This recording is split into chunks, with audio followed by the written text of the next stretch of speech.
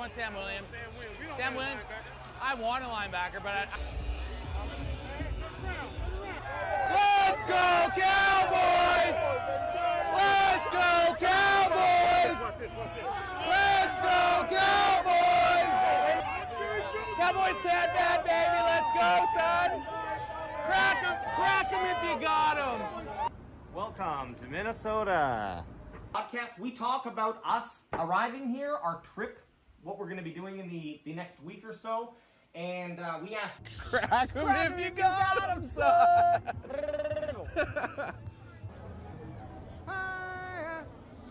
Let's go. How about them Cowboys? Crack 'em if you got 'em! Yeah! Let's go, baby!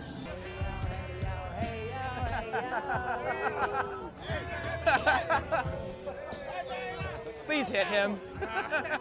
Somebody punch him, please. Hey, you want one of these? Coors? You got a yellow belly, you knew exactly what I know, you were looking me up and down. I knew what you wanted. You want a banquet? Yes. Crack him if you got him. Jerry, pick us up, Jerry. We're not worthy. Cowboys CanFan.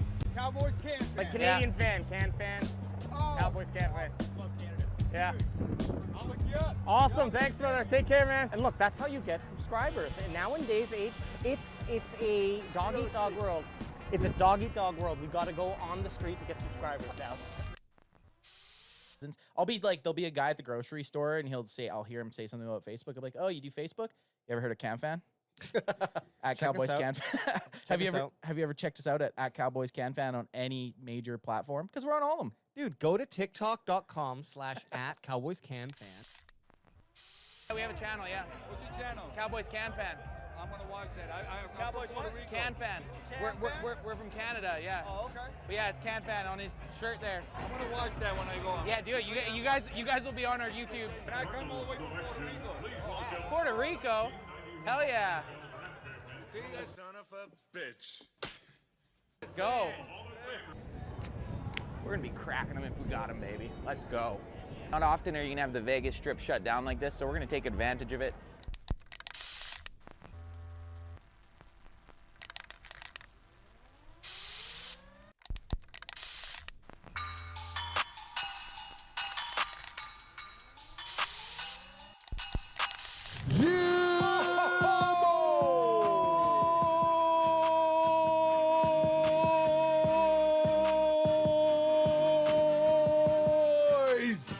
Let's go. I could have went longer. I mean, we are all stoked. We are heading now officially tomorrow into week 1, baby. We back, baby. We as in the NFL. We made it. We made it. Sir.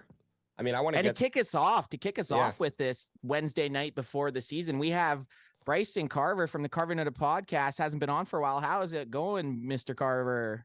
It's going well, man. Let's see. Last time I was on was your draft show, I think, which was an absolute blast. Had fun with you guys as always. But yeah, definitely excited. Even the new NFL season, it feels like Christmas Eve, like you're about to open presents the next day. I mean, I know Dallas isn't playing tomorrow, but you know, this tune up before the season is just I can't freaking wait, fellas. I'm excited. And Ant's on location at MetLife, getting ready for that game. Look at him dance. But for real, for anybody out there who doesn't listen or subscribe to Carving Up Pod, make sure you check it out. Bryson is a plethora of information. Great guest. Even though he's not a Cowboys diehard fan, he's a Dak rider, which is always welcome on our show. But yeah, yes, excited for tonight, boys. Yeah, absolutely. And a realist. I'll say he brings it real and he brings it dirty. That's how we like it on the CanFan podcast. Well, I'm probably not going to come on and predict 17-0 for the Dallas Cowboys. I hate to tell you guys that, but you know, listen, objectivity is my middle name, so I got to bring it. You know, I got to bring it. Hey, we can take it. We can take it to the chops. No worries. So on today's cast, what we're going to be rolling through is the week 1 preview with the Dallas Cowboys traveling to New York to play the Giants. Hey, I'm in New York. We'll also be Sunday Night Football, baby. We'll also be hitting some fantasy football. But specifically, there's something big that is very relevant here. because we do have well, you were picking between Steelers and 49ers, Bryson, for your team. You did go with Steelers, which I'm happy that you did. I did. But still, I think it's a nice little connection here because I'm sure you know a lot about Joey Bosa, and anyone in the NFL world knows a lot about Joey Bosa, or at least a surface amount, to know the man just signed a 100 and something or other, 122 million guaranteed 5-year contract. Wow. Yeah, he got the bag. Was it 160? It was 170, I think. 170. Total, but 120 Richest ever guaranteed for a defensive player. Yeah, which will for now. For now. For now. Yeah. Because we Exactly. know the best defensive player in the NFL is going to tip that scale in about possibly next year. Hopefully not next year, but it's probably going to be next year. But yeah, you're right. It definitely set the stage for any defensive player. And last week, I believe Micah had a video out on NFL.com Origins. It was the NFL Football Life Origins. And Micah had said that he always felt like he was a running back, but becoming a defensive end was probably his best financial decision. And that's proven right now by Nic Bosa absolutely breaking the bank. Like that's quarterback money. It still is quarterback money, right? Yeah. Pretty close. And I apologize. I keep saying Joey Bosa. It's Nic Bosa. I don't know why. Nick Bosa. No one's corrected me. Well, Kahuna just corrected No, you. I thought you said Nick Bosa. I heard Bosa. I knew It's who you were just- talking about, AJ. Look, it's a Bosa. That's He's okay. he's the better player though. He's the better. Joey's a monster, but Nick, he's up there with TJ Watt, Myles Garrett, and Micah Parsons as well. Some of the best pass rushers in football. So he's definitely deserving the money. I hated it though for my Steelers though, given that we're going this week and now we got to deal with Nic Bosa. It's like, man, I thought we could have dodged a bullet there, but listen, he got the bag, and like y'all said, this about to really affect Micah Parsons big time in a very good way for his bank account. And this is the craziest thing. I don't know exactly when it was that defensive ends they've always been, I'd say since I've started watching football, up on the list of the highest paid guys. But besides quarterback, I would say defensive end is probably the next guy that's going to hit the bank. Like growing up, you don't have a kid that's usually like, oh, I want to play defensive end. Right. But financially, it's turning out that might be the best position if you're not throwing the ball to play. Yeah, and wide receiver too as well. You're seeing Devontae Adams get paid, Tyreek Hill. I mean, there's a lot of wide receivers getting, but Justin Jefferson's going to make God knows what, whenever he comes due. So yeah, quarterback, wide receiver, defensive end, left tackle increasingly. Obviously, that's an incredibly important position, as you guys have known for so long with Tyron Smith. So, but yeah, you're kind of right. It doesn't seem like, at least growing up for me, in Tennessee, it never seemed like everybody wants to be the defensive end. But then again, I don't know if you guys can tell, I'm not exactly built like Micah Parsons. So maybe that had something to do with it. I don't know. You had me fooled. Slip that hoodie off. We'll decide. Hey, first off, crack him if you got him. Crack him if you got Secondly, him, son. We encourage tarps off if you want it, Bryson. Go for it. No. Okay. I mean, it's pretty No. sunny out here at Don't feel MetLife. I'm thinking about I have a nice sun glaze, September sun glaze happening. I might just have to go tarps off at MetLife. You know what? I thought there'd be more fans here, but there isn't yet. But Not we're yet. hoping that they'll show up. Hey, but you in New York. Well, I have. Sorry, go ahead. No, I was gonna say, I guarantee I'm actually, we've seen the last few years at MetLife. I actually think Dallas fans are gonna outnumber the Giants fans, especially because the Jets are playing there the next day at MetLife, and that's this huge Monday Night Football game. So I think Dallas outnumbers the Giants fans because they tend to outnumber most fan bases, but the Giants I think has been the most surprising given the long-standing history. But that could be like a neutral site game, to be honest with you. I have. It's funny that you. Sorry, it's funny. I just want to touch on that real quick. Yeah, it's funny go that for you say that because every time we've been to a game or I've been to a game at AT&T Stadium, that's how it feels like it's 50-50. But then like even at the Minnesota game, because the Cowboys smashed Minnesota 43-3, by the end of it, it felt like we were at a home game. So it's funny because the Cowboys travel so well, but it's like people decide to travel to go to AT&T Stadium for their team's game. So it's just kind of, it's an interesting thing that it feels like it's 50-50 no matter where you go. Absolutely. I mean, that it's America's team, and it seems like to be it's America's stadium as well. Like everybody from all across the nation comes to. I mean, listen, it's I think Pete Carroll called it like it feels like a nightclub. If a nightclub were a football stadium, that'd be Jerry World. So I think that's a pretty accurate representation of that for sure. Oh yeah. Well, the details here for Nic Bosa, we got the details up. 170 million total value Jeez. With an AAV of 34 million, guaranteed 122.5.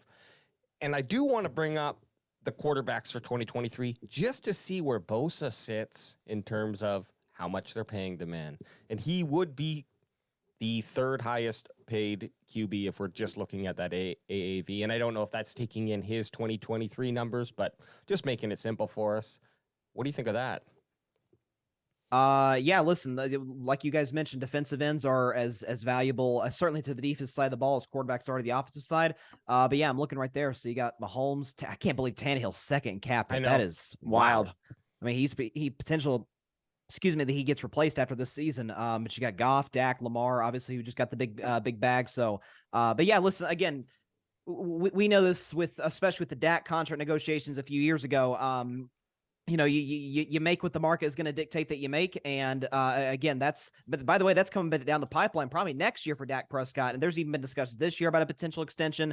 But again, Micah Parsons, what do you guys think? We talking, let's see, Bosa got 170 million, 122 guaranteed. So what does Micah get? 180, 185. I bet you 185. 185? Okay. Yeah. So it depends on what we do this year as a team and what he does as a player. If he doesn't get Depoy, then possibly it's like 180. But I bet you, 185 to 190 is. I think we're kind of all in the line there. I'm more look like the total value is whatever because it's obviously laden with incentives to produce. So, you know, you gotta. I'm assuming that there's probably some things that he's not going to hit. Bosa might not hit, right? So, looking at that guaranteed money, I would expect Parsons to have probably the same length, 5 years, and then north of 125 guaranteed. Then whatever that, like, sure, throw 190 million at him if he ends up getting 12 sacks for the whole every year or something. Whatever, well, you're right. You know, you're right about that. A lot of the value for a contract really is the front load, which is the guaranteed money. That's the main thing that players want because, well, it's in the name, it's guaranteed. Yeah. So that's what players want. And that's actually, you usually do see the total value go up, but when they're trying to upstage the guy that just got paid, the guaranteed money also always goes up. So you're probably right. Anywhere between 125 to 130 guaranteed. And then as the salary cap increases and you're always the next man up, and Micah's proved that he deserves it. If he hits, like I said, I've said this a few times on the cast, if he hits 13 sacks again, there's no way he plays next year without getting a new contract. There's just absolutely no way. Yeah, he likely holds out, and I think he's proven to be the best player in the Cowboys. Whether or not, I mean, obviously Dak's I think he's the most important just because he plays the most important position. But you know, give him listen. And Dan Quinn, the addition of him a couple of years back, obviously they made a massive difference. I mean, there's so much so that there's been rumblings. Hey, if McCarthy doesn't pan out, maybe does Dan Quinn become the head coach? But listen, when you talk about Micah's versatility, I remember loving him out of Penn State.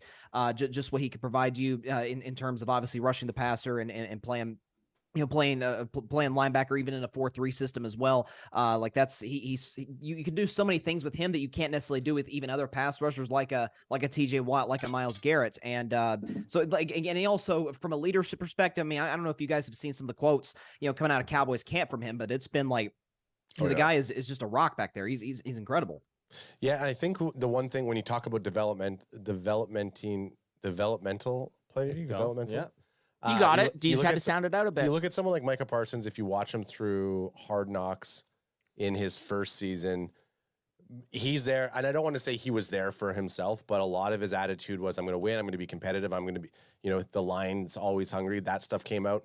Don't know how much of it maybe a team leader he was at that moment, but his playing absolutely catapulted him into that kind of leadership role. And I think as we're going to see him last year develop into that leadership role, I think we're going to see a different type of Micah Parsons in terms of how he rallies that team together. I want to see him kind of like that Ray Lewis on the sounds of the sidelines. A lot of times when we see Micah Parsons, he's kind of sitting there and he's like locked in, he's staring out, he's saying a few things, but he's not, you know, obviously it's going to be hard to replicate a Ray Lewis in terms of how you fire that team up, but you kind of getting the guys going. He is that guy who could possibly take away that main key leadership role from somebody like Dak Prescott.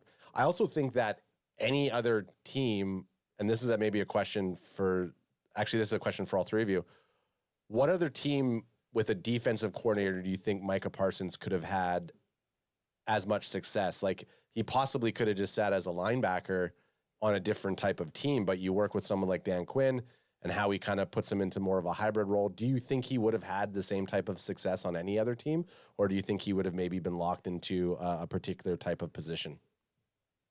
I mean, listen, I don't know if it's necessarily just hinged on Dan Quinn. Again, Micah is a generational talent. And I remember after 2019 at Penn State, there was a lot of rumblings like, hey, he's going to be a top 5 pick in 2021 like that. But because he sat out 2020, the COVID year, like that was something that kind of hurt his draft stock to a certain extent. But not to tie this to my team, but I think you could see him potentially having the same type of impact in Pittsburgh with Mike Tomlin being the defensive coach he is. It's a 3-4 system. A lot of guys, James Harrison, now TJ Watt. Like, I think Micah would have been if he got Micah Parsons, TJ Watt, offensive lines would have had long afternoons in Pittsburgh. So he could have success with a lot of different teams, but I think Mike Tomlin and Pittsburgh's defense comes to mind for sure.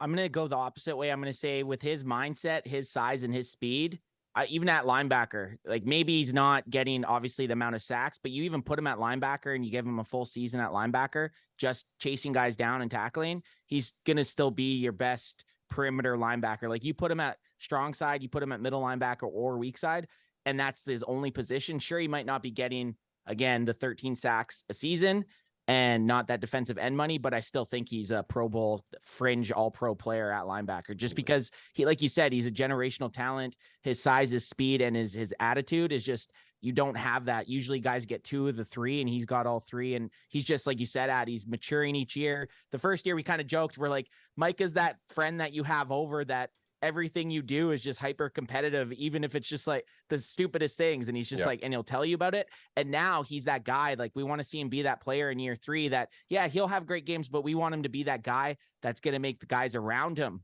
great players. Right. Yep. So I'm really hoping to see that this year from Micah, and just from seeing and hearing reports out of training camp and on the way up to season, it sounds like he's on track to be that guy. Yep. Okay. A lot of chat saying San Francisco, Nic Bosa and Micah would have been a scary duo. Glad he's not in San Fran. Yeah. Oh AJ, what do you think before we move on?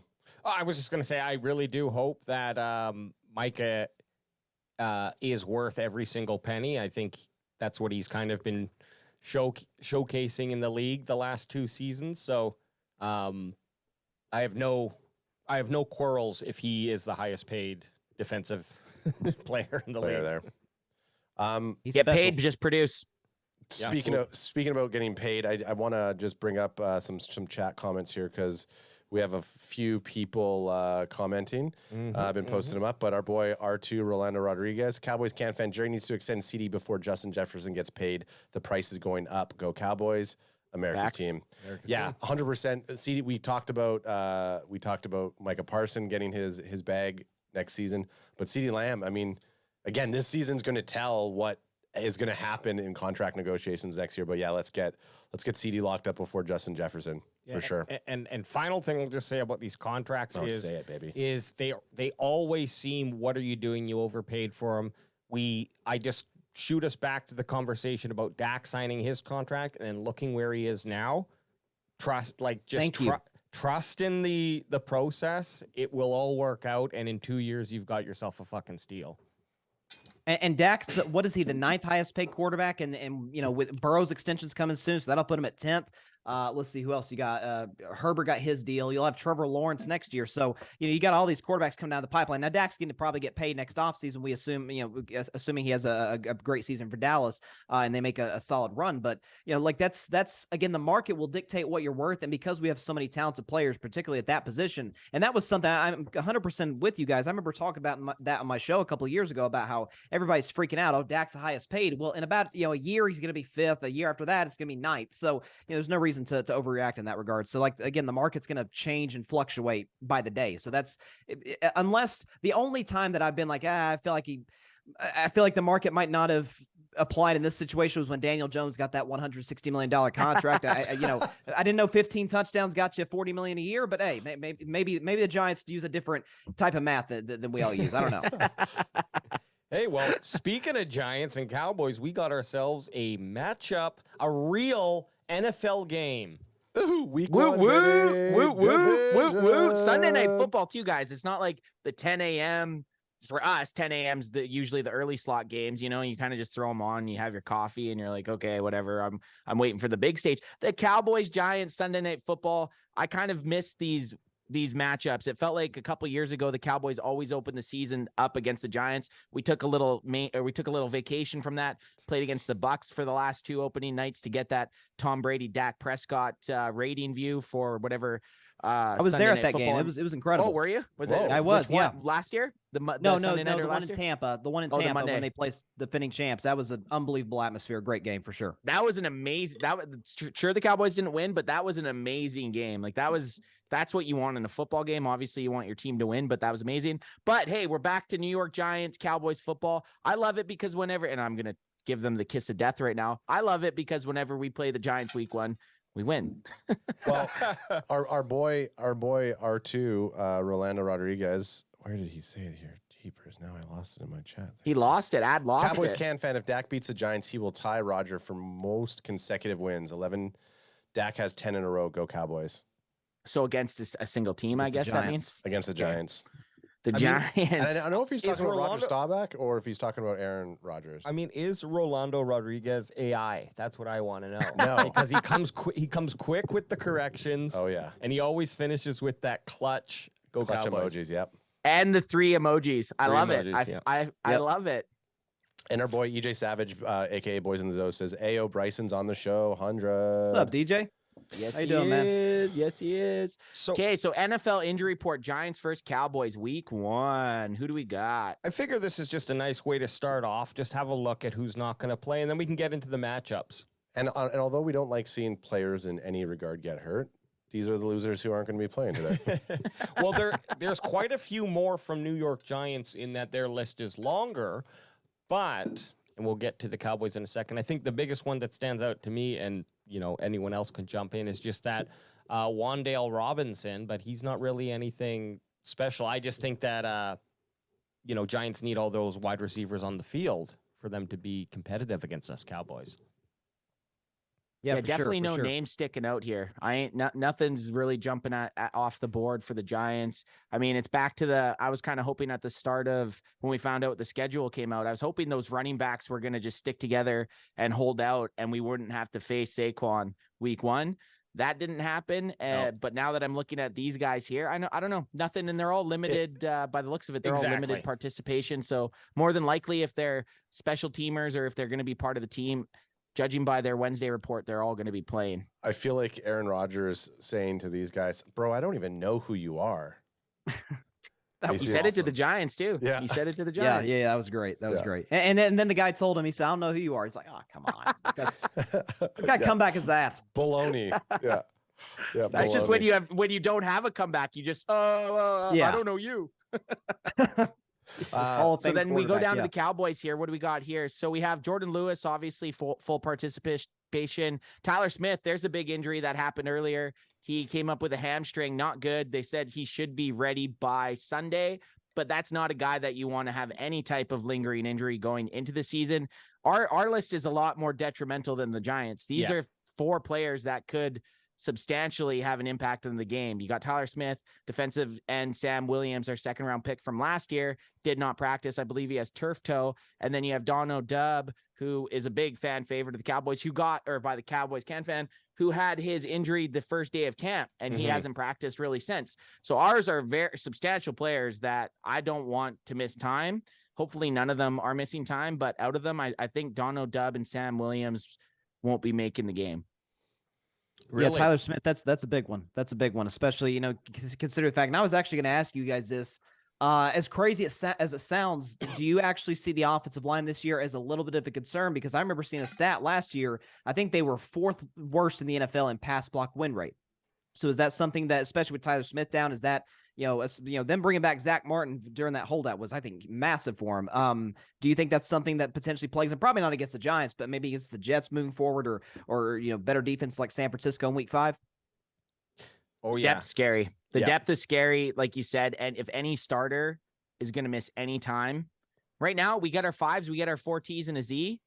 Those are our starters. We get those boys in there with Terrence, Tyron, Tyler, and Tyler, double Tyler, and Zach. Those are the 4 T's and the Z. If those guys are in, I'm okay. I'm willing to put those guys up against anyone. But as soon as you get a little bit of injury here and a weak spot here, it starts to get a little bit scary. As soon as we start seeing some DNPs up in this motherfucker, it's definitely not. It's definitely not great. And that's what Philly Cheesesteak was asking, or Philly Cheese Chenault wanted to know about our O-line, not our starters, but our depth. So who do you think's? Oh, sorry. Go ahead, Alex. Just the issue with like Dono Dobb, I'm actually not as concerned as Tyler Smith, right? Because Dono Dobb has been held out, and we've seen it in preseason too. Teams are just not putting their football players on the field until they feel they're ready. So I feel like Dono Dobb is just keep him out. Like, we don't need to see what he can do. We know what he can do. Make sure that I'm healthy. Yeah, get that calf as rested as it can be, because then you got to play 17 weeks of football. You get a little break in there, one of the weeks. Tyler Smith, having just happened, is like in a hamstring. It's like, this is probably going to be a lingering thing, no matter they give him the day or 2 or 3 days off. Like, he's going to have to come back in and get in a car crash every single week. So I don't know. I know it's his hamstring, but still, so much force. It's like I feel like that's the biggest concern out of all these guys. Do you think did not practice though could just be like, hey, rest up for 4 days of not practicing, but you'll be good for that game. It's the recency of it. Like, if this was if he got that week 2 of preseason, I'm like, okay, they're just making sure he's going to be 80%, which is what you're looking for your football players to be when they kick off on week 1, right? So. But typically, too, DMPs are a lot more common on Wednesdays. Those like it's a lot of times Friday is a good indication. If they're not practicing Friday, they're probably not going to be available on game day. So Thursday will be a better indication, but by Friday, I think you'll have a more definitive answer in that regard.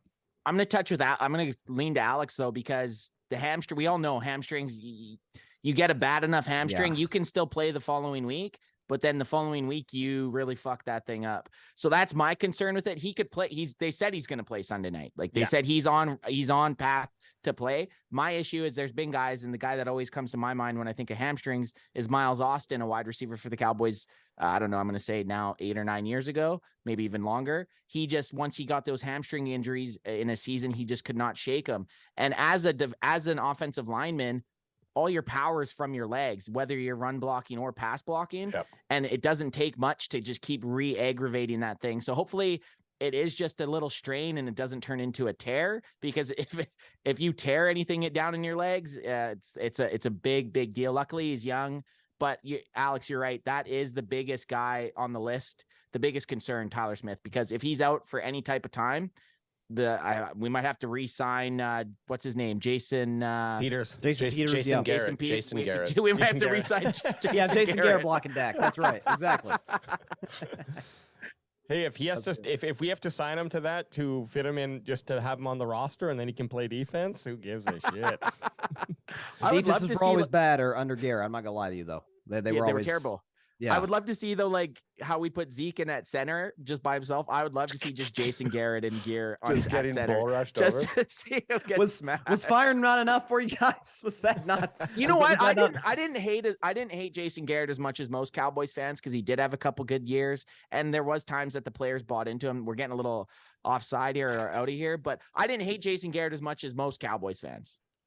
Yeah, I mean, he's an okay coach. I mean, he's better than like Brandon Staley or somebody, but I never thought he was the guy to take Dallas to the top. But would still love to see him get smashed playing offensive line. Yeah. I just said Jason Garrett's in the line. Oh my God. What do we got here, AJ? We got this awesome bloggingtheboys.com article, shout out. And this is just position battles. I was going to make a position battle thing, but I was like, oh, well, these guys did it for us. So thank you very much, Mike Poland. And I mean, obviously, we got to look at fucking stupid pop-ups. Yes, I'll sign up to your newsletter. Just chill out. We'll still ask you. Quarterback. Yes, my email, BrysonCarver@hotmail.com. Exactly. Thank you very much. Quarterback. Dak Prescott, Daniel Jones. Now, what we do here, Bryson, on the show is we don't necessarily always read the articles. We just take what they're writing and then we stamp it with our own type of messaging. So by all means, go ahead and read, but that's where I stop. Quarterback, Dak Prescott versus Daniel Jones. Yeah, listen, it's Dak by a mile. I mean, that kind of. He's wearing the hat, so we were hoping you were going to say. What are we talking about? Dak hat. No, that's the only reason I'm even here on the show is talk about Dak Prescott. I mean, that's right. That's right. But listen, Dak's never lost to Daniel Jones. Let's see, Dak's last loss against the Giants was December of 2016. So it's been a nice little spell here. So listen, he's been very successful against his franchise. He's been successful against the NFC East as a whole, but particularly against the Giants. So listen, he's very comfortable at MetLife Stadium. He's very comfortable against the Giants defense. That has actually been I think a little bit better than people give it credit for. They've got some good young players over there. But even last year when Dak was dealing with maybe some interception problems or maybe a little bit of inconsistency, that Thanksgiving game against the Giants, second half in particular, he was money. So I have no reason to believe that won't continue this year. So and listen, Daniel Jones had again 15 touchdowns. I don't view that as like Pro Bowl caliber, but then again, Tyler Huntley made a Pro Bowl, so whatever. But listen, he's facing a top 5 defense in the NFL. So yeah, I'm gonna go Dak Prescott by a pretty sizable margin. I love it. Yeah. I love to hear it. And you know what? Dak has a very hard New York quarterback to play the following week, but this week in week 1, you got to take Dak Prescott over Daniel Jones any day of the week. Like Bryson said, the record proves it. The stats prove it. There's just no way ever I'm taking Daniel Jones over Dak Prescott. Just never. Nope. This is a really good game for Dak to have in week 1. Last year, I mean, he can't, no way you even know the injury that he got was not necessarily something that's going to happen again, right? Like it wasn't a self-sustained injury. That's got to be in the back of your head, right? So I think he's going to come out there full of piss and vinegar. And he also has a lot of people who says he's taken a step back in his career, right? He's a 30-year-old quarterback. People are saying, oh, this is what you're going to expect from him now. He's going to like, there's a lot of joking about him throwing a lot of interceptions. I think last year was the anomaly. And I think this game is a big chance for him to come out there versus it's an NFL opponent, but an opponent he's comfortable beating, and an opponent that I think everyone expects the Cowboys to beat. So pressure is low on him, but I still want to see him come out there, throw something akin to, or let's say maybe he rushes for 1, but he gets 4 touchdowns. And I think that's going to kind of set a tone. It'll set a tone for what he's going to do for the rest of the season. I think that's what he needs too, is to come out there, have a really big game, and kind of shut up some people. What's the over under? What's the over under on how many let's goes he says if he throws 4 touchdown passes? I'm going to say 100 there. I'm going to say 100. It's not Patty Mahomes, so it's not Patty Mahomes. Let's go. At least 10 a touchdown. So we'll say 50 is the over under. Our boy Grade 7 Network says being the QB for Dallas Cowboys is the hardest position in football. Facts. The amount of shit you probably get from all the haters out there, like fucking Eastside Harold coming in here like a punk. Yeah, but imagine all the pussy you get though. you know what I really I don't know if everyone saw it here. I think I shared it with the boys here, but Bryson, there was a video of Tua doing just like a helmet cam that he had on, and it was just a video of him doing one play at practice. And I mean, I'm stupid, so I could be in that bottom percentile, but I couldn't see shit when he was like, I couldn't see anyone running. The quarterback is such a difficult position to play. So props to even the number 30 ranked player, quarterback in the league, like it's not easy. And it's not just playing the position. It's not just getting the play right, but like I don't know if you guys seen the old I think it was Chris Sims and John Gruden tape where he keeps screwing up the play call and John Gruden's just on him at practice. That's the part that I would struggle with, is trying to remember all these plays and just trying to execute it at like that's. And that's the blessing and the curse of being a quarterback is, obviously, again, heavy is the head that wears the crown. You get the most money, but obviously there's the most pressure. You get the most credit when you win, the most credit or the most blame when you lose. And that's what's happened with Dak. And we know it's magnified, tenfold being the quarterback of the Dallas Cowboys. That was the case with Romo.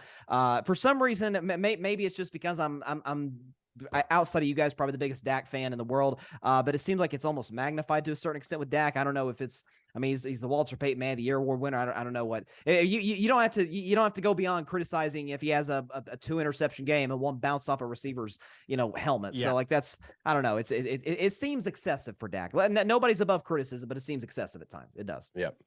And we love every minute of it because when he wins, it feels good. You're right, though. He gets criticism, but he dons the star. And it's been, like you said, with Romo. Romo got so much shit, and we got lucky, actually, because I was one of the biggest Romo fans. And I said, once he's gone and we get some schlub quarterback and we have 8 losing seasons in a row, you guys are going to love Romo. And then luckily we fell into Dak. And now people are still like, bitching about Dak. It's like, now I'm like, well, wait till he's gone and we finally have someone who actually sucks. Like, we have a fringe top 10, fringe at times top 5 quarterback, and we still have people that bitch about it. Like, I imagine not having back-to-back quarterbacks that are in contention for Pro Bowls, in contention for the postseason, and being upset about it. I get it. It's frustrating.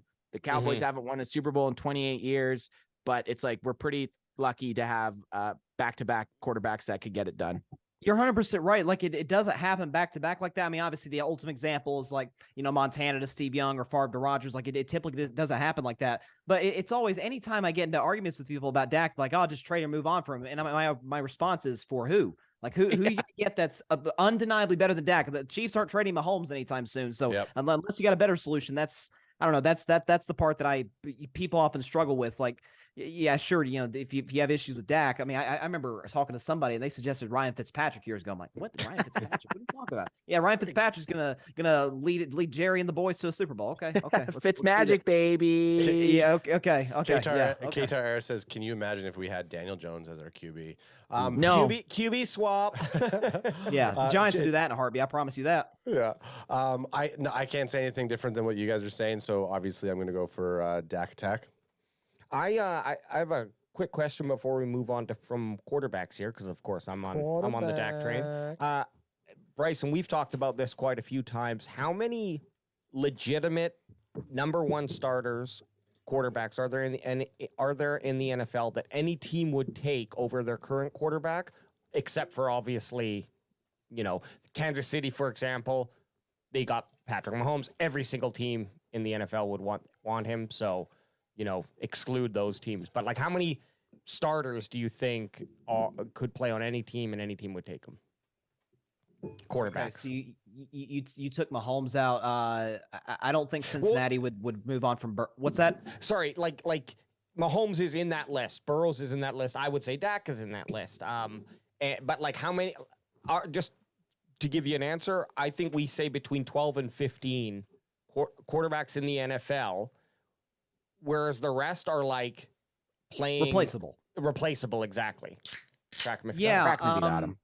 I don't know if I do 12 to 15 because remember, and I was actually talking to a Rams fan about this today. Like, Jared Goff's he's, for all the crap he gets, he's probably a top 12 quarterback. I mean, he had a really good season last year, and the Rams shipped him off for Matt Stafford, won a Super Bowl, and that was that. So I would say, gosh, if I had a list of guys, it'd be Mahomes, Burrow, Herbert, Dak, Hurts, Josh Allen, Trevor Lawrence, Aaron Rodgers, and Lamar. Probably those guys. Everybody else. I think you named 8 there, 8 or 9. I think that's not. Yeah, 9 quarterbacks. 9 quarterbacks you got there. I agree. I think there's only, because the way that Bryson just did it, the way I think we were being a little generous before. No, but I feel like I would do it the same way, because as a quarterback or as a Giants fan, even if I was like, okay, would I take Dak Prescott over Daniel Jones? Yeah, I would. I would put Dak Prescott over. Would I put these guys? So I think you get to a point around 10, I would say 10 to 12, you start going, any of those guys before I would take, even the 12th guy or the 10th guy over the guy I have now. So I think 9 to 12 is probably a pretty solid range for myself. Yeah, sure. No, and I mean, what I'm just trying to really get down to it, whether you say 8, whether you say 15, we're looking at a professional league where half of the most important part of the team are still have a question mark above their head.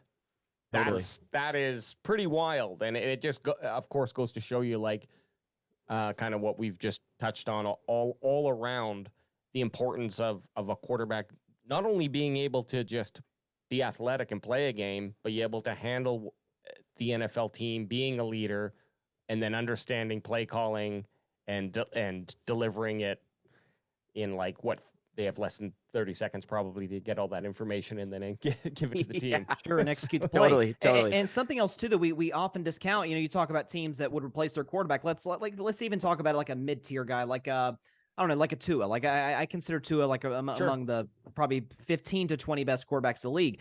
Even if the Dolphins decided tomorrow, hey, we're going to move on from Tua, replacing a quarterback is a lot. And again, going back to what we were saying with Dak, replacing quarterbacks is hard. Or even just finding a quarterback if you don't have one at all, like the Cardinals are going to find themselves in pretty soon. Look That's at where I thought too. There's a quarterback in Dallas right now who the team that drafted him thought he was the guy. And we all, I was a big Trey Lance guy, and it didn't work out despite being in one of the better, quarterback situations of the league. Like finding a great guy at that position is hard. The best ever was drafted 199th. Like it's not just a guarantee in terms of where you draft him or the position you draft him. There's been a lot of number one pick busts. There's been undrafted guys like Kurt Warner. Like quarterbacks come in different shapes, sizes, come with different stories, and it's hard. It's probably the hardest thing to do, maybe in professional sports, is find a true solid franchise quarterback. So when you get one, man, you got to take advantage of that window. Yeah, and that all just like reflects the trade kind of conversation for Dak Prescott. It's again comes back to, okay, then who are we going to trade for, and then who is going to want to trade for him, and then who do we have that replaces him? I don't like it. It's ugly. But of course, okay. Well, the next one. We're gonna go to running backs, I imagine next, or you're gonna go conclusion for here. Yeah, just obviously they picked Cowboys. Boosh. So I imagine it's gonna go running backs next. With this gets tricky. This running backs is a lot trickier between these two teams. Way closer than quarterbacks was. This could go, and I don't think I would fault anyone for going either way here. I believe the running back situation between these two teams is very close. And if you think the Giants are better, I wouldn't even argue it. And if you think the Cowboys are better, I wouldn't argue it. Sure. Yeah, I go Cowboys by committee, but obviously Saquon's the best in that group. But just in terms of, listen, the Cowboys have other playmakers. The Giants, listen, we'll probably get to Jalen Hyatt in just a second. I'm excited to talk about him. But listen, in terms of value to the offense, I don't think there's that many non-quarterbacks in the NFL that are as valuable to their offense. Certainly last year, Saquon was to the Giants. So I would probably go Saquon. Although if you're talking in terms of the committee, I would obviously give the edge to Dallas because I'm like you guys. I really like Deuce Vaughn. But I'd probably go Giants just because of the value of Saquon to that offense. Definitely. And I can't argue that because Saquon he had a very, very good bounce back season. Last year he had a couple, he had one good season and then he had some injury issues. But last year he really came back and really carried that team to what they did. He carried that team to the postseason. I'm not saying Daniel Jones did. A quarterback with like you said, 15 thrown touchdowns isn't the guy steamrolling that offense. The offense runs through Saquon, and there was no way that he wasn't suiting up for the Giants this year. I'm giving it a wash because I'm a homer. That's why you're the Cowboys camp fan. That's why you're the best. The thing with this running back list here is we don't see, after Gary Brightwell, we don't see / Daniel Jones on the list. So in terms of the running back squad, but I agree with Bryson. By committee, I think the Cowboys have a stronger. Even I'm going to throw my boy Hunter Lepke up there. I think our committee is better. We're not going to just be reliant on TP20. I think if Saquon goes down, I don't think the Giants really don't have too much. Matt Breida and Gary Brightwell, change question marks, but one could Breida's go no off. slouch. Yeah, no, Breida's no slouch. But he's no Saquon. Yeah, exactly. True. He's no Saquon. He's no Saquon Walker. Just hold it there. Just hold it. There it is. There it is. Sorry, okay, I'm gonna ask you guys this then. I want to get. I know we're gonna get into predictions and bold predictions and yada yada yada. And what? Also, Jenkins Gaming in the chat's reminded me I had Saquon Barkley in fantasy, and he was Mr. Glass. So, well, he got hurt against the Cowboys, but I can't really hold that against him because Dak got hurt against the Giants. So I'm trying not. I hope nobody gets. Don't bring back PTSD for me, guys. That was a rough day. I hope nobody gets hurt the next game. Like I don't want to put that in the universe at all. But I'm gonna ask you guys, which team has the better rushing performance, and that's gonna put you who you think's the better rushing crew. I think the Cowboys are. I think the Cowboys are the better running defense. I think I think they're going to try to, like, if I'm the Cowboys, I'm trying to squeeze everything I can out of Barkley. He's healthy right now. It's like, give him the ball. Let's fucking run the whole offense as much as we can through him. So I think he might have the best game overall out of everyone involved. That being said, Rico Dowdle is, people are, I hope I'm fucking right and I've been wrong all offseason, but let's just go with it anyways. I think Rico Dowdle is going to have a really, like, he is replacing Zeke in a sense. If we're looking, not body style or running style necessarily, but just as filling in for a 1A, 1B scenario. He's the number 2 in line, right? With Tony Pollard running the ball, the Cowboys do spread that around. I think Deuce Vaughn has he'll have his own kind of playbook, I would imagine. And if he's on the field, he's probably going to get the ball, 80% of the time.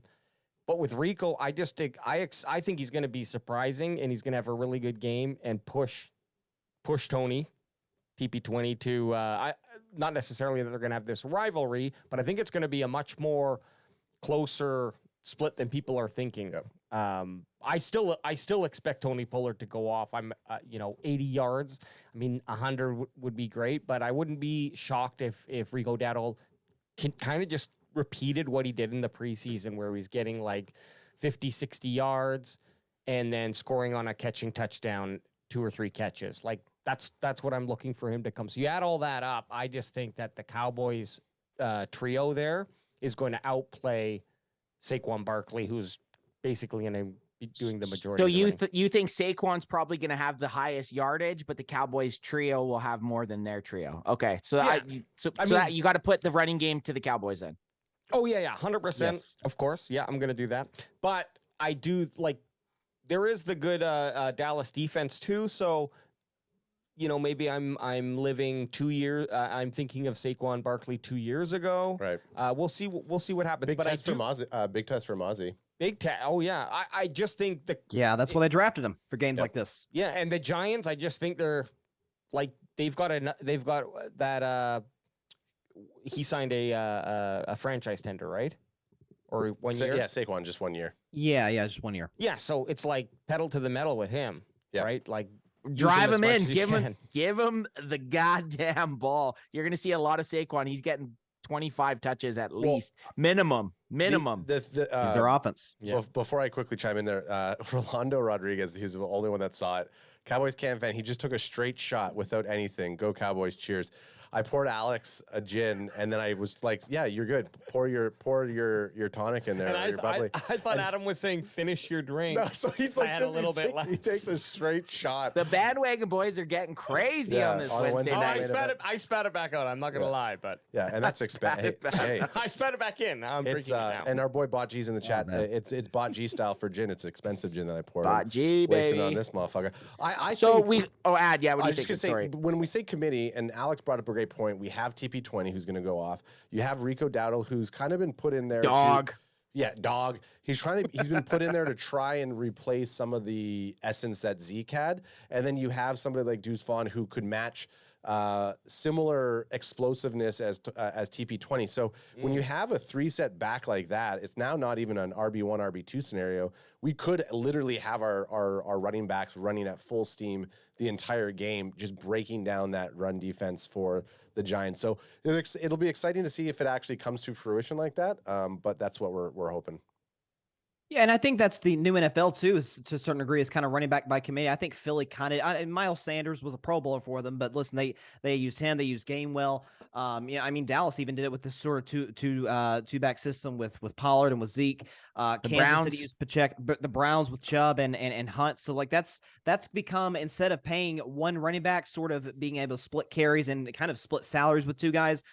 Even to a certain extent, San Francisco's used McCaffrey and Elijah Mitchell. That's kind of become the new NFL. I can think even back to the days of Ingram and Kamara. That's kind of where the NFL is shifting, especially as we move away from the running backs being as much as valuable positions as they used to be.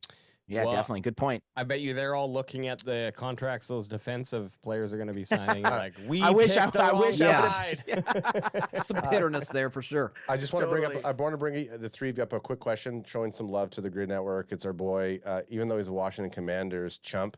He wants to know. Sports PSP says, can Daniel Jones have a breakout game against Dallas? No. Nope.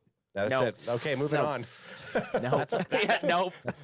That's a rough game. And if he does, God help us all. Oh my God! If Daniel Jones, okay, let's say this: if Daniel Jones comes out somehow and Vanilla Vicks us and has 100 yards rushing and then like 250 passing with 2 touchdowns, No, you're gonna lose if that's the case. You're gonna hear about the Cowboys defense being, because there's been a lot of hype about this Cowboys defense. Just talking. We're gonna go. I already said they're gonna be the second. They're top 3. I said they were top 3.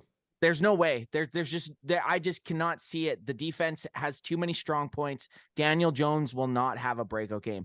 Can he do enough to beat the Cowboys? Possibly. I think that's a better question. Can he do enough to beat the Cowboys? Maybe. But can he have a breakout game? I just can't see it. I don't think he's good enough. He really only had one breakout game last year, and that was, or really 2 to be exact. And that was against Minnesota, and they had I think the second worst pass defense in the NFL last year. So they kind of bumped his numbers up to a certain extent, given those 2 teams he played.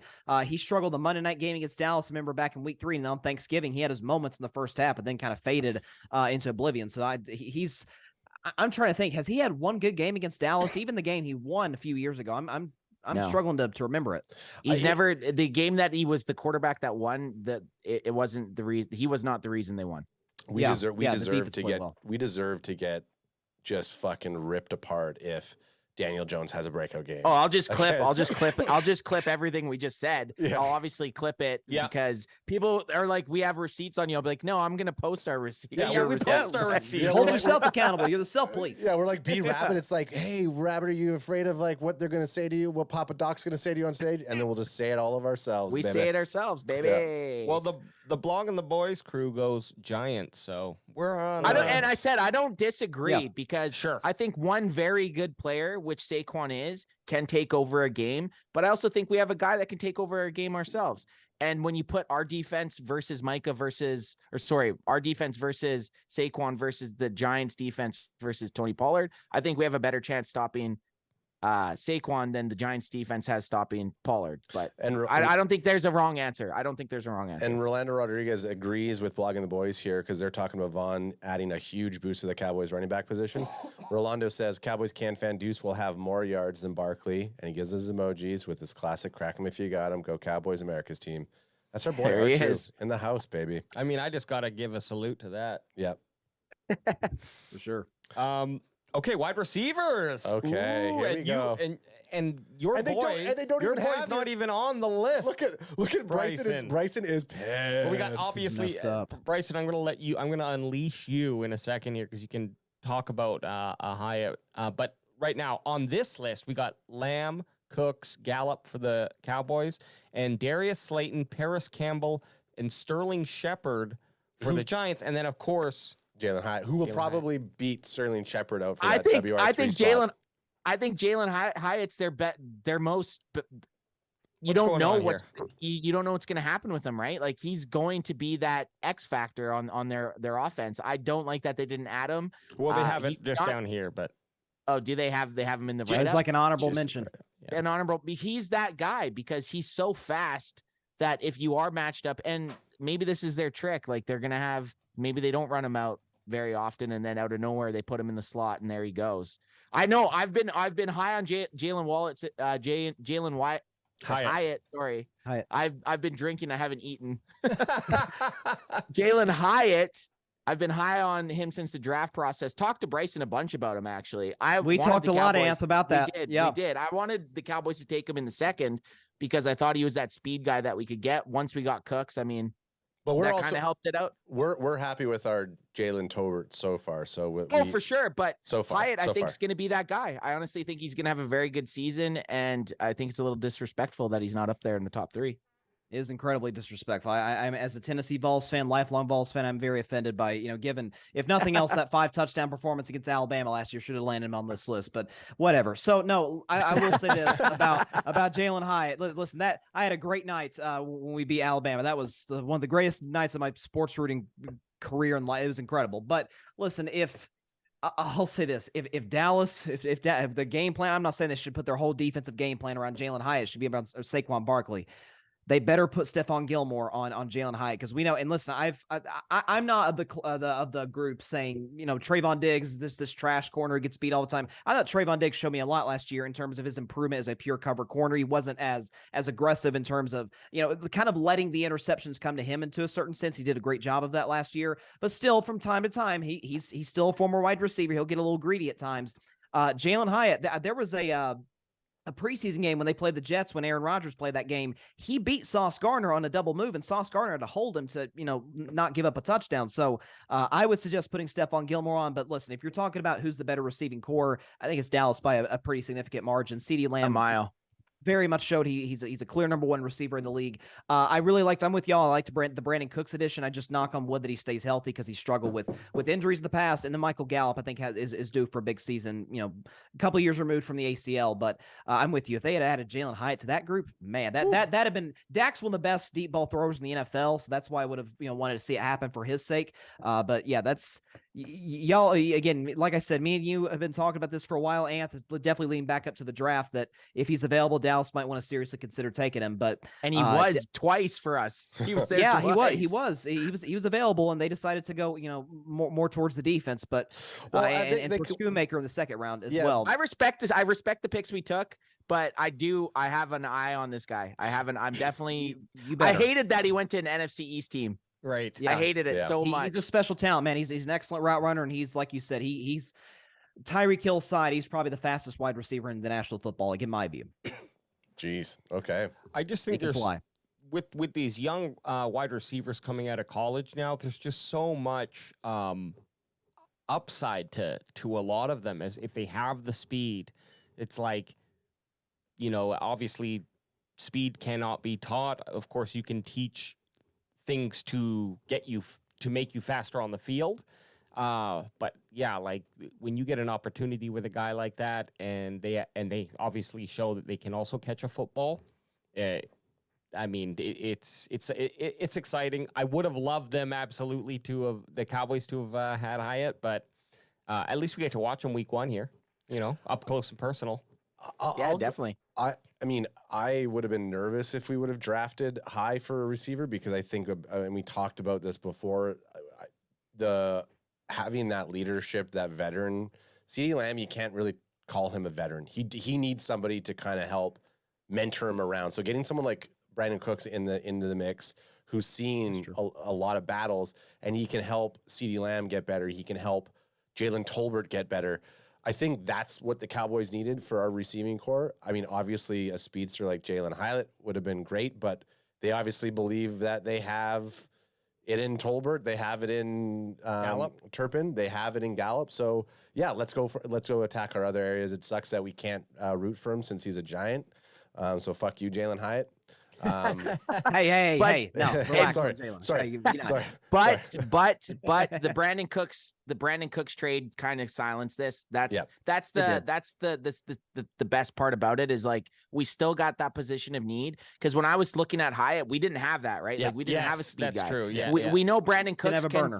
We didn't have a burner. We know Brandon Cooks still has wheels. He's older. He can still burn. We didn't have that at the time. So it was like, I'm looking at second round, like we need speed on this offense. We need speed, and we need a guy that can catch. And he definitely nicked off all those boxes. But we're all in agreement. The Cowboys wide receivers way better than the Giants wide receivers. And then double R, not our boy R2, Rolando Rodriguez, but our other boy double R, who's been consecutively showing up in the last, like, I'd say 20 shows.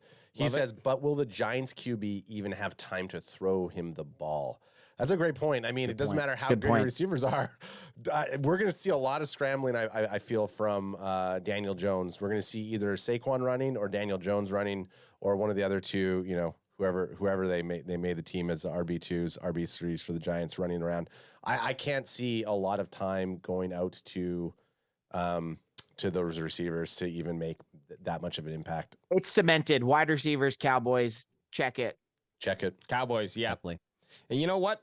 The reality is this first game is a semi-dress rehearsal, to be quite honest.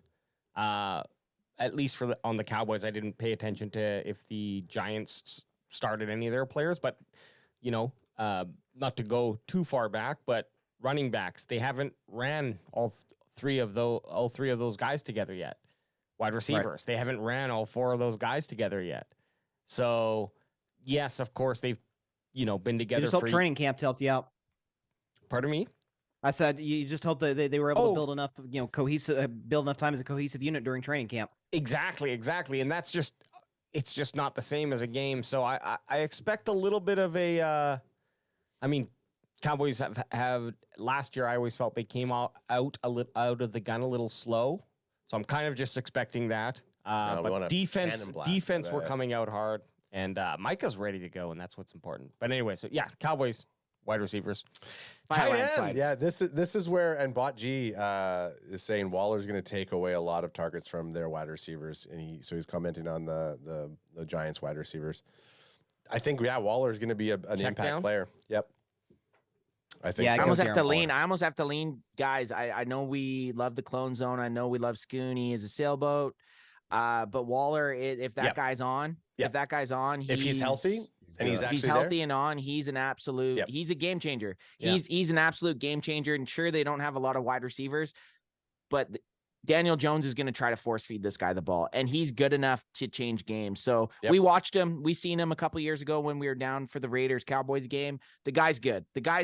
And can take over a game. And I don't know if we have that tight end yet. I don't know if we have a tight end that can take over a game. So for myself personally, I'm going to side.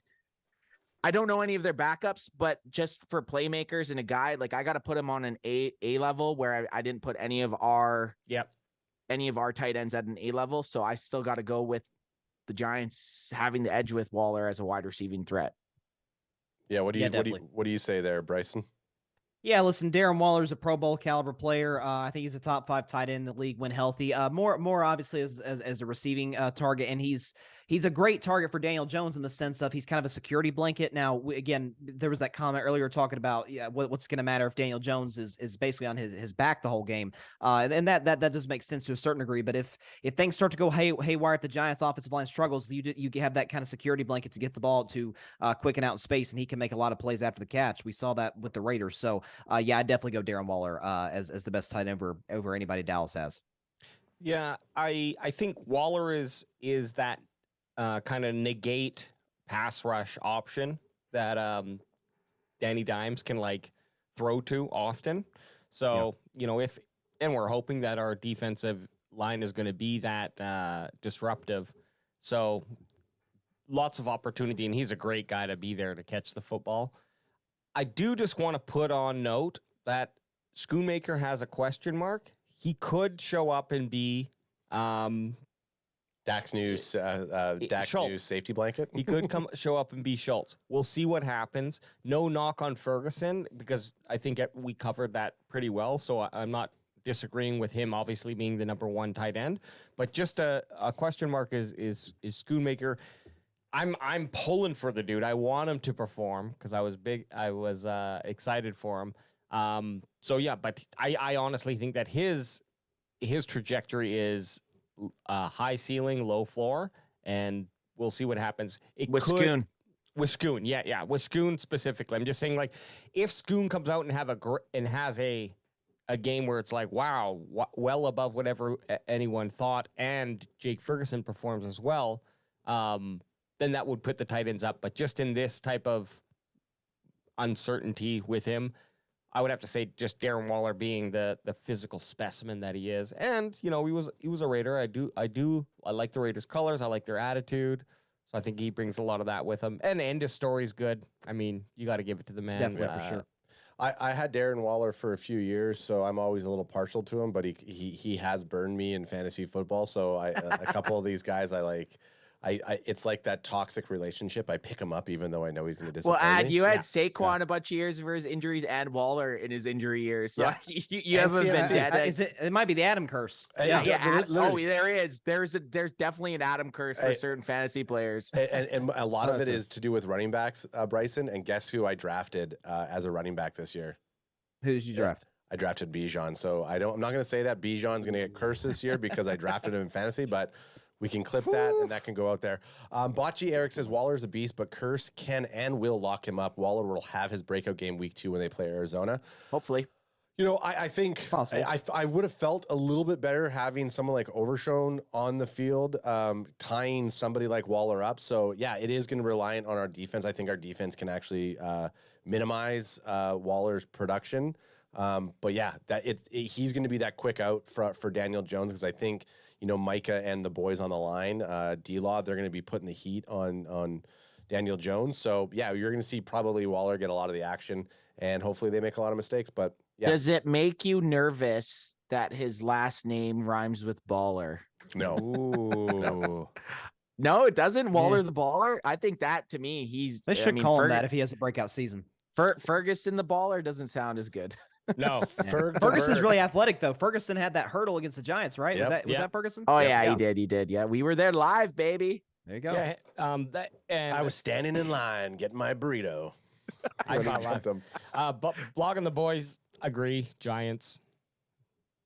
It's just you have that playmaker. It's hard to go if you have that one guy can be a difference maker. It's tough to go against that. Yeah, there he is. Yeah, and I think new environment for Waller. I think he has coming off of a couple bad seasons. He's gonna want to make a statement. So yeah, I think maybe we call him Waller the Faller. Ooh, it depends. No.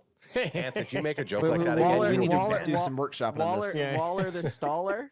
Yeah. That's better. That's better than if he has a bad game. Yeah. You know, Waller the Mauler. Save it for meeting tomorrow morning. We'll go through it in the like Bryson said, workshop the idea a little bit. Okay. Yep. I'm gonna chat GPT things that rhyme with Waller. Yeah. O-line. This is a tricky one. Yeah. And this is harder than you think. This is a tricky one. This is a tricky one, man. Here's the thing. I know zilch about the Giants O-line, but I just know that our top 5 will compete with anyone in the NFL as long as they're healthy. Yep. Well, Evan Neal just is the only one I recognize from the team. Andrew Thomas. Because that guy was screaming at the draft that Anthony and I went to. Yes, and then yes. And then D-Law beat him for 3 sacks. So I made the clip of the guy screaming and then just clipped D-Law sacking him 3 times. That's great. That's a good repost clip that we should do.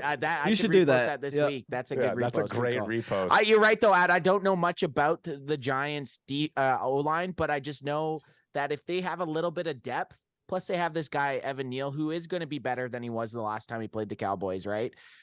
And we're so worried about depth. Are we basing it off the starting 5? Is that what we have to, right? We have to go off the starting 5. He's going to be out there, yeah. Well, I mean, their first line, the starting 5 for Dallas are not the problem. It's the depth people have concerns with given Tyron Smith's injury issues and how Terrence Steele will play. So, yeah, they're talking about the depth. I bet you. So, well, I already see the wins, the Cowboys. I mean, yeah, again, I'm going to be partial to it. Where do you see the, shit. Well, right hey, that's their fault. They usually do a little conclusion paragraph. You effed us, blogging. Thanks you a lot. Thanks a lot, blogging. Just kidding. We love your content. Well, Bryson, what do you think? Do you probably have a little bit more? Yeah, you don't have any dogs in this fight, Bryson. Who do you want? And who are you thinking here? Yeah, listen, Andrew Thomas is their left tackle. He just got a big extension this offseason, well-deserved. He's one of the better linemen. Listen, obviously, I had the old saying about offensive lines that they're like air conditioning units. Like you only notice them when they're not working. So we don't often give the love to offensive lines that we probably should. True. So, yeah, very true. I love that. That's great. That's hilarious. Y'all can use that. Just give me the credit. Oh, I will. We will. But no, listen. I think with Dak, and I talked about last year, and even earlier on the show, is the fact that the Cowboys were 4th worst in the NFL in pass block win rate. Obviously, that's something they'll have to improve on. Maybe some of that was the fact that Tyron Smith missed as much time as he did last year. Tyler Smith, while he had an excellent rookie season, went through some growing pains a little bit. Went through the fire. So I would see. I think the Giants are better at left tackle. With all due respect, but I would go in terms of just the starting 5. I would probably go the Dallas Cowboys. I mean, listen, Zach Martin is still the best guard in football, and I think that goes a long, long ways, especially when you talk about interior pressure on Dak. That's because listen too, like Dak's not as mobile as he used to be. obviously with the ankle injury, but he can still move a little bit. But if the pressure is coming from the outside, from the tackle spot, well, you have an opportunity to kind of move inside, move in and out of the pocket and make throws. Whereas if somebody on the left side of the offensive line, the right side gets beat, well, now Dak doesn't really have anywhere to go. So I'd say the Cowboys are stronger in that regard. So I go Cowboys offensive line. Like to hear it. I mean, I don't even know if anybody else can say that as good as Bryson. Yeah, I think that just settled it. Baby. 4 T's and a Z. 4 T's and a Z. I think that just That's settled good the though. argument. That's good. Hey, but I I like do. 4 T's and Z. Yeah, 4 T's and a Z, and I do love That's an that. AJ. That's an AJ invention. That term. Of course it is. It's a vape pen invention. Let's be honest. Yeah, trademark that. Yeah. JMS. I think he was that center hybrid from the draft. Was he Barry? Was he a center? Sorry, I just put Barry up. Barry. Well. The Cowboys trader is here. LOL. Salute, Bryson. Here he comes. This guy's unbelievable. He's been pro. I mean, you've been very much pro Cowboys this podcast, and that's why we love That's you. what I'm saying, and I haven't even gotten to my best material yet. So like this is listen, I'm wearing the Dak hat. I'm like Know your environment, right? I might have, yeah, exactly. I may have ditched the Cowboys 3 years ago because of the Dak injury and how that all played out. But listen, I'm not gonna root against them. I mean, unless they're playing the Steelers, I'm not gonna root against the Cowboys. Come on, what are we talking about? You took an AFC team. He's just trying to stir something up. You took an AFC team, right? That's your team. exactly. You took an AFC. You're always allowed to have an NFC favorite. That's not it's fine. You're allowed in. You're allowed Exactly. What happens Oh. if they meet in the Super Bowl though? That might be a conflict of interest. Yeah, That's we just might not bring you onto the show before Yeah, the Super that Bowl. might not be that might not be great for me. We just might not bring you on. Hey, Barry says he's pandering, guys. LOL. I can smell it from New York. Anth, how come you and Barry aren't hanging out right now? You guys. Oh yeah, are hey Barry, I'm actually at MetLife Stadium right now. Yeah. If you want to meet up, I'll fry us up something. MetLife Stadium. It stays light out here for a long does. time. It's super I was gonna strange. say it's 11 o'clock and it's done still not in It's- MetLife. That's That's what strange. happens. Northern Hemisphere. It's like in Alaska where it's the 30 what I days mean. of 30 Yeah. days of not night but summer or sun. Light? 30 days of light. Sorry, AJ. Well, the offensive line is the last one they do. Is there other position groups? I think D line, but that kind of, D-line's us. D-line's us. I got one that's interesting. And when I was looking at the Giants depth chart, it's intriguing to talk about. The Giants at cornerback are starting 2 rookie corners. Ooh, that could They're be starting barbecue 2 rookie chicken for corners, CeeDee which Lamb. yeah. So here we go. So they drafted 2 guys this year, and they are actually a guy that we were super interested in, Deonte Banks, who was a very touted guy, and then Trey Hawkins the third. So the Giants are actually rolling out their 2 starting cornerbacks are going to be rookie cornerbacks, that's a huge mismatch. So where are you seeing that? And not that I'm doubting you. It's just ESPN. The Giants, I'm on Giants.com. Yeah, no, ESPN that needs to check themselves before they wreck themselves. They are wrecking themselves. It just came out today. It was the unofficial depth chart. Okay, interesting. Unofficial depth chart on Giants.com. Is it just someone trolling though, and to get someone like yourself excited about it? No, it's literally on the New York Giants website. the Comes from official the team website. They're just probably kidding, not kidding. messing around. I'm kidding. I kid. Well, I let's kid. actually, AJ, will you have this up? Just go Giants.com and it's one of the first things that pops Hey, up. don't tell BWB2 what to do. He's doing that right now. Well, it just got released today though, so ESPN. I mean, they probably haven't updated it, but I think it's a good thing to look at. He's working. He's working it. He's working it. He's working it. But You said- I'll go into the matchup. The reason Yeah. with the matchup, it's such a big deal. We all know rookies are going to have rookie mistakes, especially when it's their first NFL game. And our wide receiving core, we already said, is it's probably one of our strengths on the team. So you're going to have these guys going against Brandon Cooks, who's been in the league for a long time, and CeeDee Lamb, who's just been an absolute beast since he's been in the league. So, Right. And then you have Michael Gallup, healthy. Like what are you going to do? These rookies are going to see stuff that they've never, ever seen. And it's a huge plus for the Cowboys. I could see a scenario in which, because you have 2 deep threats, we know Gallup, and when he's healthy, he's one of the better deep threats at his position in the league, especially Brandon Cooks as well, who's one of the better burners in football. I could see a situation which Dallas maybe takes a shot deep, whether it's for a touchdown or for a big gain to Gallup or to Brandon Cooks, and sort of that kind of scares the Giants off from, kind of playing soft coverage, and that maybe they play, like a D. I don't know if they play man or zone, but maybe play deeper, and that opens up for CeeDee Lamb to get some of these short intermediate routes, a lot of plays after the catch, even some stuff to Schoonmaker or to Ferguson. Like that's, if I were Dallas, I'd go ahead and take a shot early just to see kind of where the Giants, young corners are playing. That's something to watch out for early in the game. Brandon Cooks, baby, over the top. Yeah, over the I'm top. just saying. I like that. I like taking your first attempt on the field, and just trying to fucking in one of your YOLO, plays in this baby. series. Yeah. YOLO. Let's unleash the dogs. Right after this, I'll make a post for you for tomorrow, Anth. The poster of Sly Stallone over the top, but we'll either put Cook's face on Stallone or Dak's face on Stallone. There it is, over the top. That's what I want to see. Man, rookies, they're going to have mistakes in their first NFL game. Micah Parsons, we know who he is now. His first game against Tom Brady, made mistakes. Tom Brady used his goatness and tricked Micah into some stuff. Obviously, we don't have guys on the level of Tom Brady, but Brandon Cooks and CeeDee Lamb are going to be able to pick out flaws on these cornerbacks. It's just going to happen. Definitely. Yeah, can't wait to see it. Yeah. Score predictions, gentlemen. Yeah, score predictions. There's been a lot in the chat for score predictions. Yeah, chat. Shout out your score predictions if you have not already, and Adam's gonna check them up. And I don't know. I was thinking about this, and I might as well go first, just to give you guys first. time. I can hear you. I can hear you. I'm just stepping away. He's going into the stadium. He's going do you want me to- do you want me to- He's getting all this. He's going to the stadium to go to the bathroom. Yeah. Do you want me to give a couple chat ones? Do some chat ones. Ruben Cano says, we're the better team. If we lose, it's going to be because the turnovers don't turn the ball over and let our defense terrorize the Giants. Go Cowboys 24-10. Like it. What else do we got here? Jenkins Gaming 28-14 Dallas. Okay. We have, man, everyone's been saying it. I mean, chat's been off the hook today, which has been great. Love you, chat. Love you, chat. Love you, chat. Absolutely. Okay. Anyways, toss your score predictions in while we give ours. Yeah. I can't keep up with y'all. You know what I'm saying? 31-20 Cowboys to start off with a W, says Philly Cheese Chenault. Okay. 24-10 from Double R, and then I already said Jenkins gaming at 28-14. So AJ, what do you think the Dallas Cowboys are going to do this weekend? I got to at least say 4 touchdowns because that's what I'm thinking our boy Dak is going to produce. Okay. So I just got to set that up. But then I also think there's going to be a field goal in there because I think we get down, we get stopped, we kick a field goal.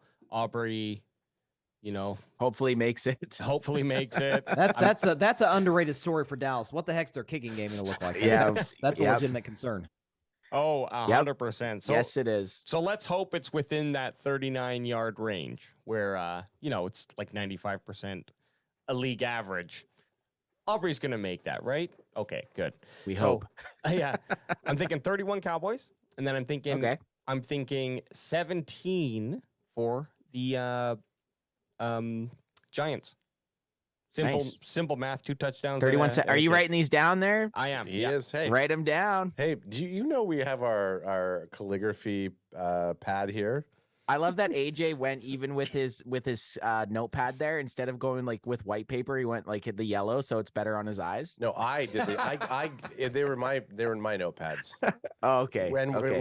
So you're just helping him out. This is Cowboy CanFan lore right here. Like I go That's back a lot sometimes to look at what we have. Oh yeah, we got rolled sheet. You should publish that one day. It's a scroll. We will. Reading we'll make a book. reading that will hurt your brain. Oh yeah. That'll be a historical artifact one day. Yeah, exactly. People will be like, "What is this? Is this the ancient stuff?" Before you go, Jeremy. No, Nellis, I was gonna say Bryson. What's Bryson?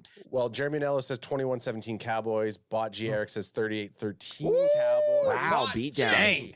And Bot G saying a beat down. GR7 says Cowboys win by 3. I believe we have a rough start, but get it together. Week 1 is GR7. a confusing I'm with start. you. Usually start. Okay. Okay. So Bryson, GR7. Carving It Up podcast. What do you think the score is going to be for Cowboys versus Giants? Okay, I'm going to go I'll tell you this: if they win 38-13, they'll be the Vegas favorite to win the Super Bowl. I'm just telling you right now. Like that'll go a long ways. I'll go 30 Dallas, and I'll give you the 30. It's not just 3 touchdowns and 3 field goals. I actually think it's going to be. I hope this doesn't happen for Dallas' sake, but a repeat to a certain extent from the wild card game where Maher missed all those extra points. No. I don't want to speak it in existence, but I'll go Dallas 30, Giants 19. Giants, okay. I think they'll get in the red zone from time to time, but Micah will make some plays. Maybe they'll get a turnover down there, and it'll in terms of like yards gained, it'll look a lot closer than the score would indicate. But I'll go Dallas 30, Giants 19. Okay, I like it. Fair. That's good. That's good. So we're gonna see a very competitive game. It's just the Cowboys are gonna be able to finish more often than the Giants do on those like close red zone plays, I guess. I'm going to go 41-16 for the Dallas Cowboys. Ad's always going.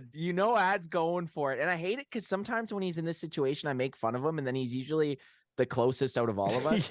So I hope he's right. I hope he's right too. Sorry, and I will say this to everybody: keep your receipts. We have you in the chat about what your score predictions are. If you land on that score, you get a Cowboys CanFan shirt. We'll send it to you.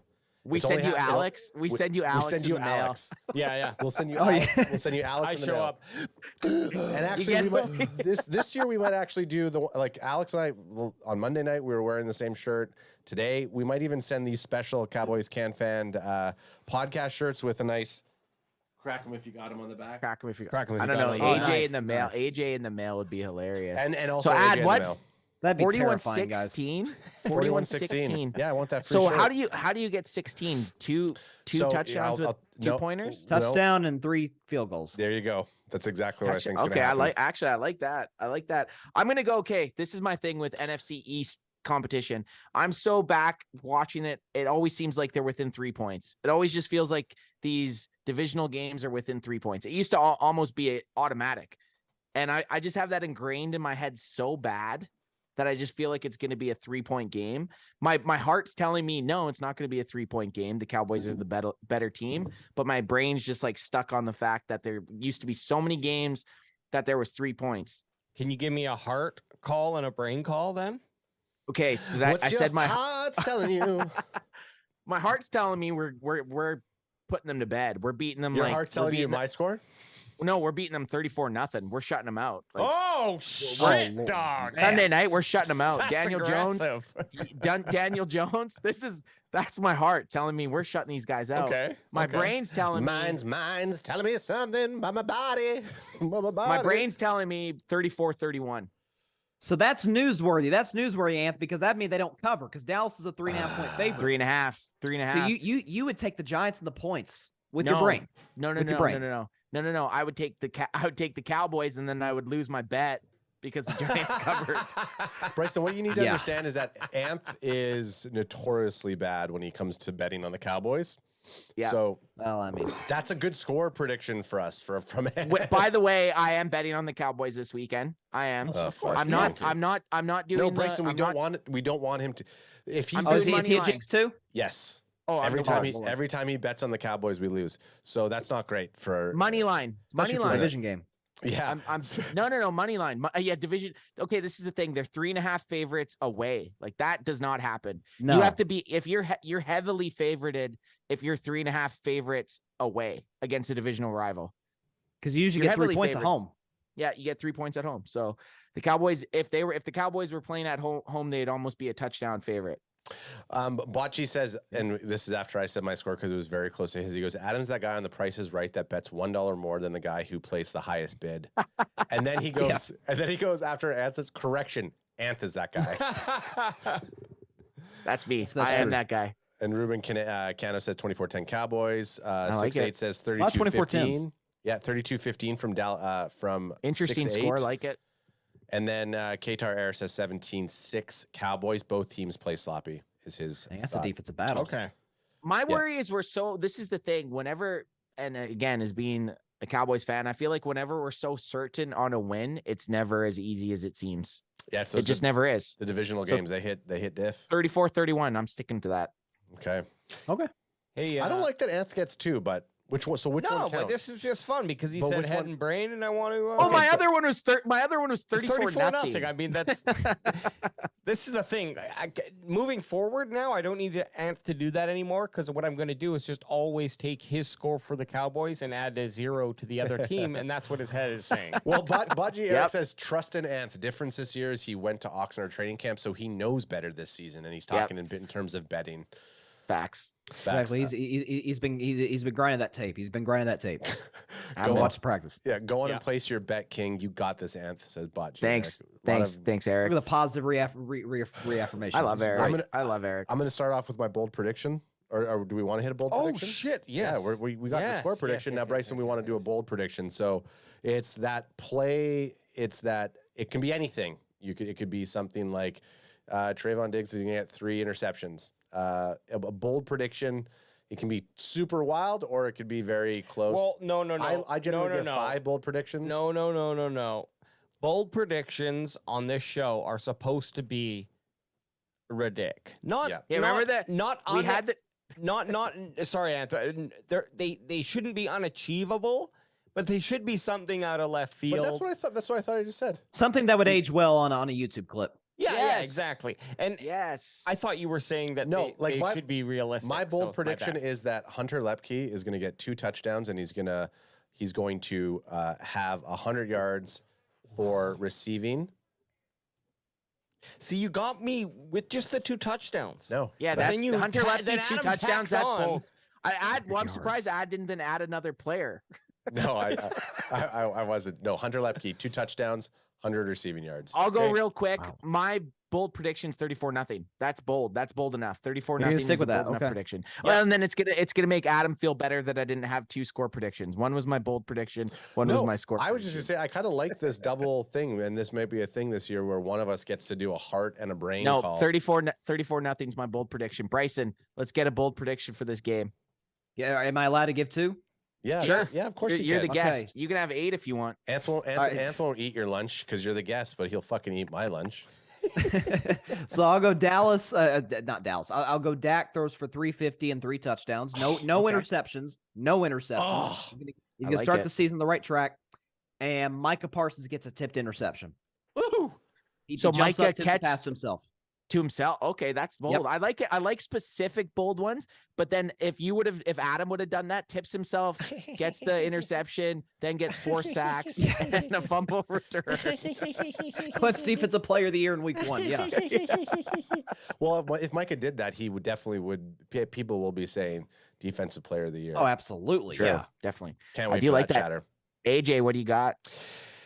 I'm going to stick on the 4 touchdown train, but I'm going to say it's 4 touchdowns by 4 different offensive players.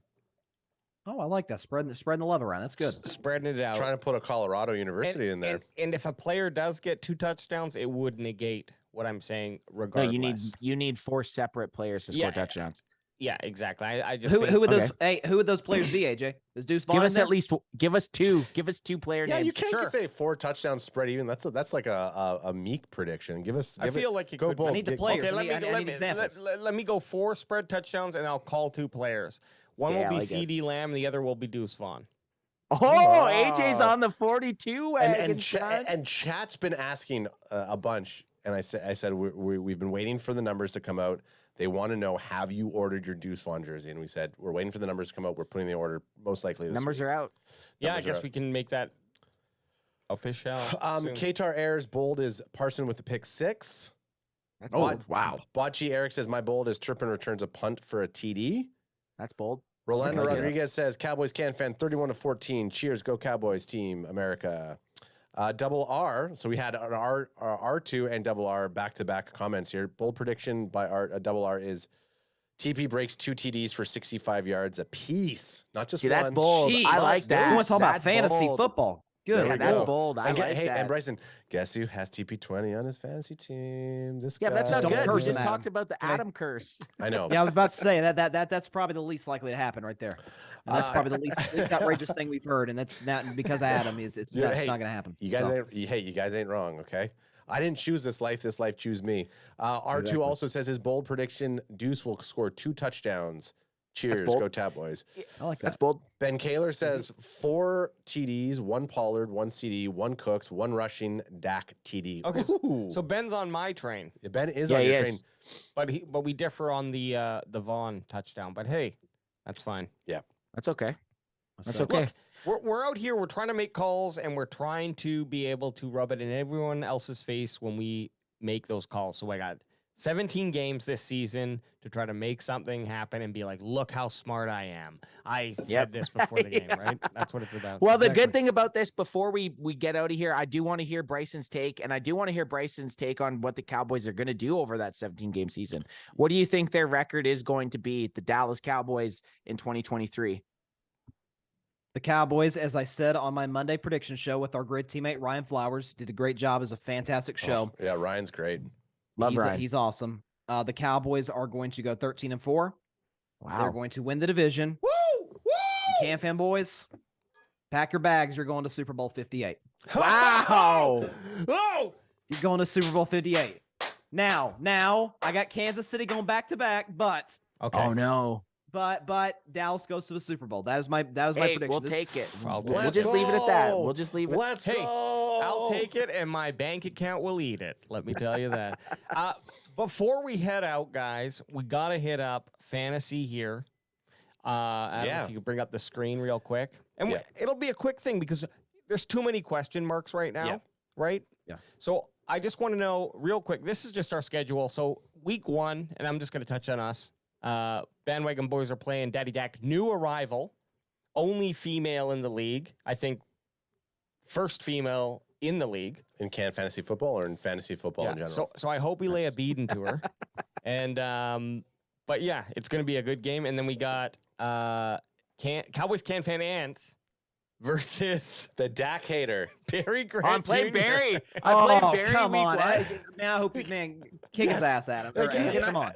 No, I'm taking him. Yeah, I'm taking him. And Bryson, Barry Grant's quarterback is Jalen Hurts.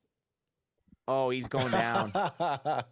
Yeah, Barry's going downtown, baby. Let's go. You're just playing right into in what he wants you to do, and that's to give him attention. Bring up that matchup right now if we're going to talk about our thing. So bring up Barry versus Ant so we can see. Yeah, Barry. Yeah, I was gonna say, let's see what the rosters look like. Let's highlight. We'll do one highlight match Yeah, one a highlight. week, Yeah. and we're gonna highlight this one.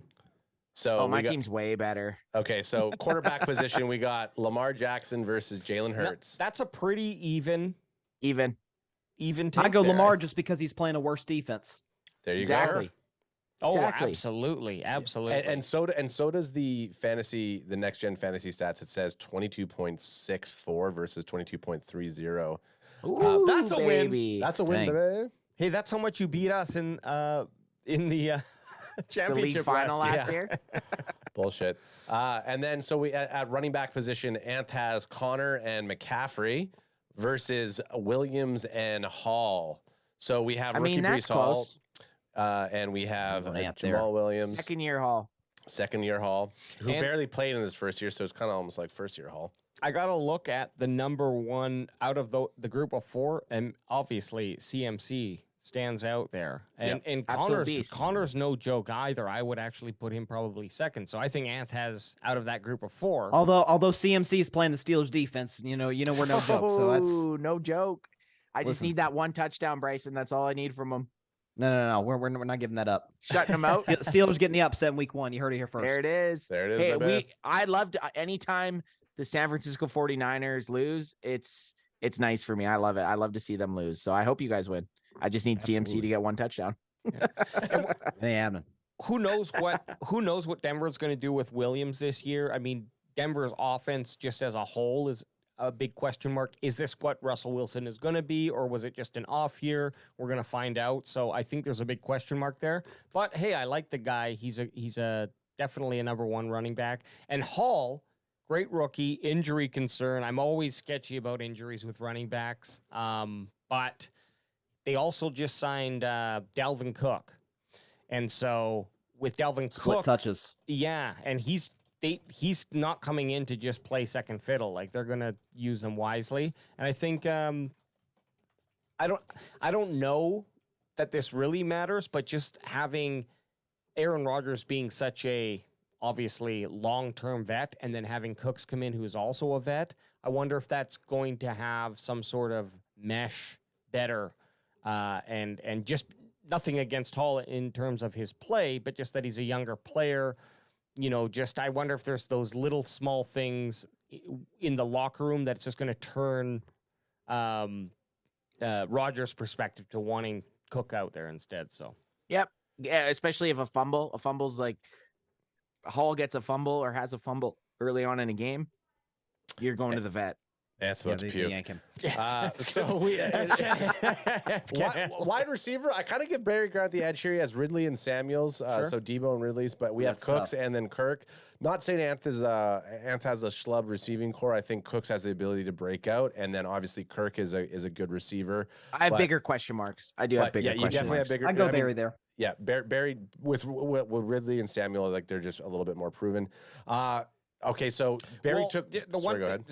Just I have Ridley's good. I had him on my team all last year, which sucked because he. I was gonna say he didn't play any at all. He didn't play, but like in theory, he's Yeah, good. give Barry the go ahead on that one then. But Anth, your big question mark Cooks, he could really right now they have him ranked as a 35th wide receiver. You know, he could actually be top 10 depending if he gets enough targets and gets a touchdown. So same with Kirk, man. Kirk with Trevor Lawrence is no schlub. That, like I said, I have question marks. Barry has the better two, maybe, but I like my two. Kelsey was Barry's #1 pick. Kelsey also possibly might not be playing. So I think he's going to play tomorrow, guys. After what Jason Kelsey said, he said Jason Kelsey was on the radio today. I think it was today. He said he probably will be ready to go. So I mean, the fact that Andy Reid hasn't even ruled him out tells me a lot. So I think he'll go tomorrow. Okay, Bryson. And if he's in the game, you win on that. Oh yeah, position. Kelsey is the best tight end in the NFL. Same, but again, you kind of look at it. I mean, when Andrews is a great tight end. So and I got the stack. I have Lamar Jackson throwing to him. So any points that Andrew gets, I'm doubling up. I got his quarterback throwing it to him. Then for the flex spot, we got Pickens, which is could be a sleeper hit of the year for Pittsburgh. I don't think Pickens is going to ball out this first week. Yes, he will. Yes, you think he will. so? Okay. Yes, he will. Oh yeah. Oh, the Steelers. Okay. The Steelers breakout game. What are we talking about? Listen, George Pickens gonna have a 12 touchdown season. He's gonna have over 1,200 yards, not 12,000 yards. That's impossible. 1,200 yards receiving. That would be amazing. No, listen, he's bad for a breakout year. Okay. Yes, George Pickens going off in week 1. I don't like that. You like Barry's pick. So, but I do have Pickens in another league that I'm in, Bryson. So you're telling me I should pull him off the bench and throw him in my flex spot? Actually, no, because it's your team. I don't want you. Okay, he's already going with the Adam curse. For you, Bryson, I will keep him on my bench in that other league. This week 1 at least. Okay, and if he fucking goes off, I'm going to curse you out. Okay, Herbert, running back, and Chicago, and not the Herbert that you think. Who? What?